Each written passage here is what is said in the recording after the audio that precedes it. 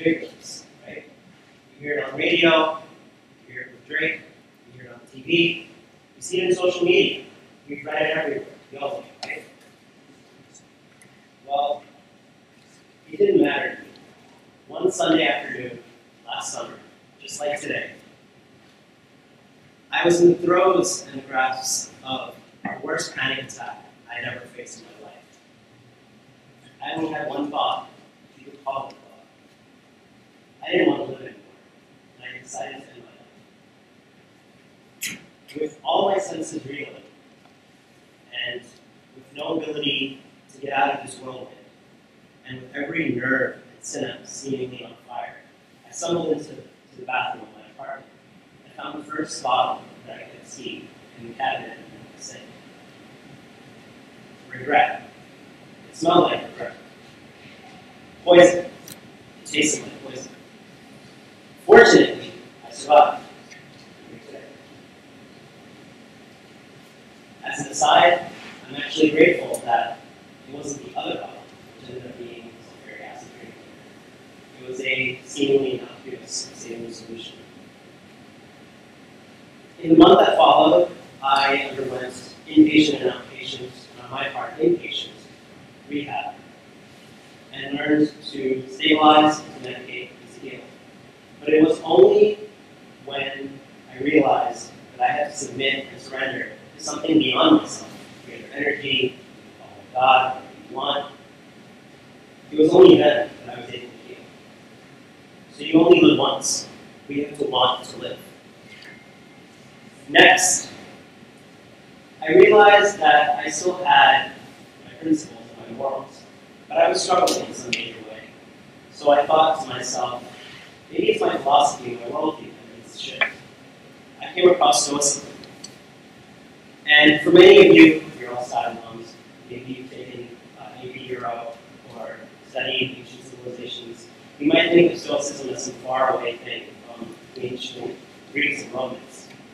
It's pretty relevant today. If you think about it as a school of philosophy that deals with pragmatism, practical things you can do, not some ivory tower up in the clouds sort of, way of thinking. I came across the works of Marcus Aurelius, and Seneca, and Epictetus. I came to understand the philosophy of amor fati, which can be understood as a rough translation from the Latin of contentment or love for anything that happens, as well as realizing that if you think about things from the worst case of scenario, life really isn't that bad. It turns out pretty okay. So you only live once, but you have to have a philosophy that grounds you, that keeps you focused, that keeps you content. And finally, I realized that everything we have in life, all of our human capital, it's not money, it's not possessions, it's not even other people, really. It all comes down to our time. Time is the only non-renewable resource we will ever have. It's the one thing that's being taken away from us every single second. And what you realize with that is you have to start shifting your perspective in the way you actually treat your time. And to that end, I came across heuristics such as Parkinson's law, which states that tasks expand to fill the time allotted to them. And since you're all science and students, you know that for any exam, you're probably going to allot an all-nighter the night before. However, if you are doing a doctoral dissertation, you might allot months, even years of your life towards that one task. Similarly, another heuristic is the 80-20 rule, also known as Pareto's principle, which states that 80% of effects come from roughly 20% of causes.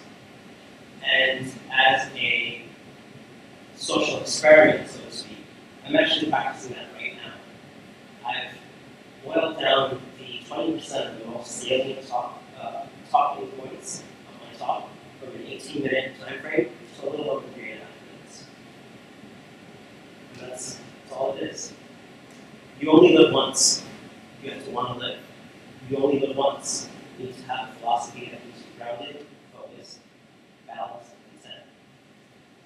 And you only live once. So please,